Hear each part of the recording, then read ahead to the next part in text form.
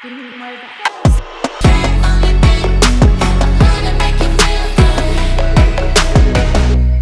guys, welcome to another video of Shut and Vajes. So on 10th August, Samsung announced a bunch of product. I think 3 or 4 products. One of them is the Flip 4 that I have in my hand here.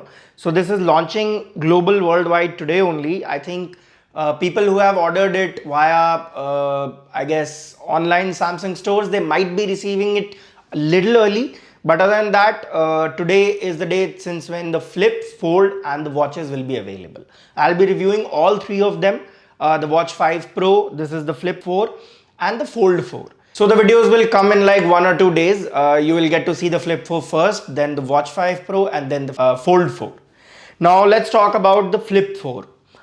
Before going ahead, I'd like to point out one thing, that this unpacked technically was one of the most boring unpacked events, if I have to say, because Samsung didn't announce any big changes on any of their product lines. I'm not saying that the products are bad. We'll discuss that later on in the video. But Samsung didn't honestly announce any big changes for their products.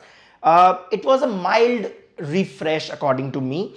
When you compare it to other companies, specifically the Chinese brand like the Mi, Huawei, lots of Chinese companies, they are doing brilliant job when making foldables. Like Mi Mix 2 is a great device. I don't know whether it will be available in India or not, but it's a very good device. Same, a lot of phones that Huawei has launched in the folding segment, they are good. I think Samsung is benefiting from the fact that Chinese smartphones, at least Huawei, is not allowed to sell that phone in India, and I think a lot of US also. So that's the reason I think Samsung is prevailing in the foldable segment, but it's not because of innovation. Because I'd like to point out the cons first of this phone. The design is exactly like last year, especially on the Flip 4. They have reduced the size of the hinge a little bit. So, it used to be a little bulkier. They have reduced the size of it. The hinge feels a little more holding, it holds the phone better in almost every angle. Like let's say if I'm putting it in a 30-degree angle, in a 45-degree angle, even in 90-degree angle, it holds well. So that thing has changed. So basically you can put the phone in any angle and the hinge will hold. So that is the one thing that I think has significantly improved in, I think, the 4 generations that Samsung has launched the Flip for. Other than that, they are using a new display technology this time that will result in better performance. Screen, as usual, I have said in like every video that Samsung makes the best display. Continues here. The display is very good, very smooth. Color production is good, brightness is good. You won't feel lots of issues with the display.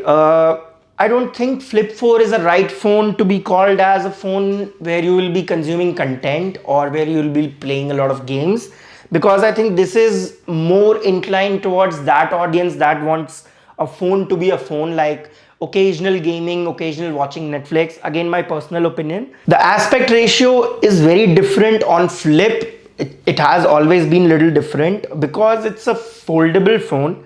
So watching Netflix and all those things, I think, is kind of an awkward angle that it gives you because of the weird screen ratio that it has. According to my opinion, Samsung should, rather than enlarging the device, they should expand it a little more so that, it feels more natural, like the S22 Ultra or normal phones that we are used to using. As I said, that the display of this phone is good and really good for occasional content consumption, occasional gaming. This uses Snapdragon 8 Plus Gen 1. I have noticed one significant difference between the 8 Plus Gen 1 and the normal 8 Gen 1 is the efficiency. The 8 Plus Gen 1 is a really efficient chip. I mean, I'm getting very good battery life on the Flip 4 as compared to even my S22 Ultra. I have been using the S22 Ultra as my daily driver for quite like 2-3 weeks now, and one thing I've noticed is it has terrible battery life. I'm coming from iPhone 13 Pro Max, so I'm comparing it to that battery, and iPhones are the best battery backup that you can get in the market right now. So for that, Flip 4 definitely has very good battery life, even comparing to Flip 3 last generation that we used and unboxed on this channel. So better battery life, not much better, not huge improvement, but significant enough for you to get the gist of it, and you will definitely see the improvement in your day-to-day life and your day-to-day use. 8 Plus Gen 1 is not only efficient, but it is better, performance wise. Although I didn't have any complaint with the S22 Ultra, so I don't think you will have any complaint with this one. Well, performance, it can play games easily. The screen is 120 Hz smooth screen, so the UI feels smoother, and I haven't faced any hiccups on the phone. I haven't faced any lagginess in the OS, which is new for Samsung, for me at least. They have significantly improved that in one UI. So overall, the performance of this device is also good. Mind you, as I started the video, I told you that this is directed towards those users who want a no-nonsense phone, a phone that is a phone, gets the work done, looks stylish while doing it. So this is that sort of a phone, and is future-proof. Moving to the second part about the design. Honestly, other than reducing the size of the hinge, Samsung hasn't improved anything. Design is same, a little boxy maybe you can say, but same display size on the front, little increased, little more features like you can now check calls, logs, notification, etc. Software features, basically nothing hardware wise. The crease on the screen at the center where the phone folds is still the same. It's still the same that it was earlier. It is very visible, so it's not that you will not notice it. And on fold it's a different issue because the screen gets bigger. Here it's a normal size phone, so I think it feels a little more prominent than what it feels on fold. So that is definitely one significant drawback, and I think Samsung is not innovating in that domain, because companies like Huawei, MI, even Vivo have done a lot of innovation and come out with a lot of product that doesn't have the crease, and they hide it very well. So I think that is one point where Samsung needs to really work on this. Other than that, this is a very fun little device. I always wanted to use this as my secondary phone, but I'll tell you honestly, my reason for not going with this is because when it is closed, it is basically two phones sandwiched together. So I'm putting two phones sandwiched together just in a smaller size.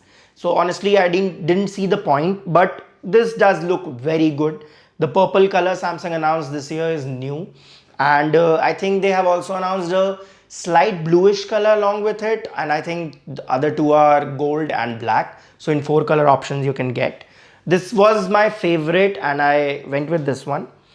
Now talking about the camera, earlier what Samsung used to do is that they used to keep their top-notch feature for the Note series, the August launch.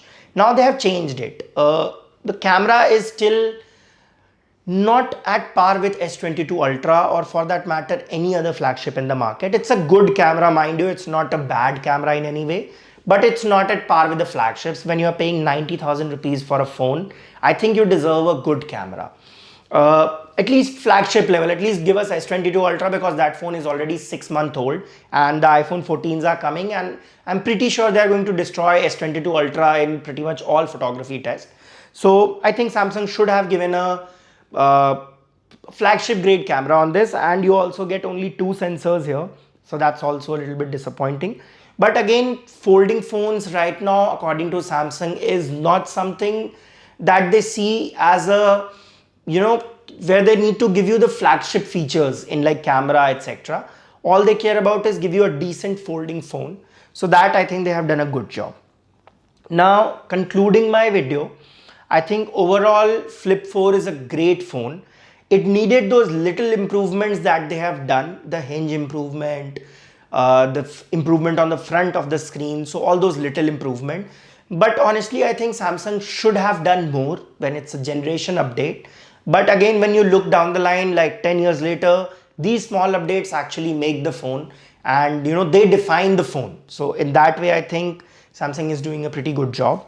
So if you're in the market looking for a no-nonsense folding phone, because Fold 4 is a different phone, like it's first thing very costly. The Fold 4 is launched at 1,55,000 rupees, so it's a costly phone. Second thing is you need to take extra care of it because it's a little big, heavy, and it's basically two phones, like two full-size phone sliced together.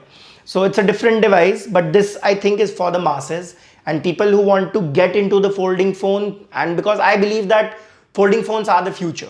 So if you want to get an experience of that, go to a store, check this one out, check the crease in the middle, how much okay you are with, because as in flip, you will always feel that while scrolling, while navigating, doing anything for that matter.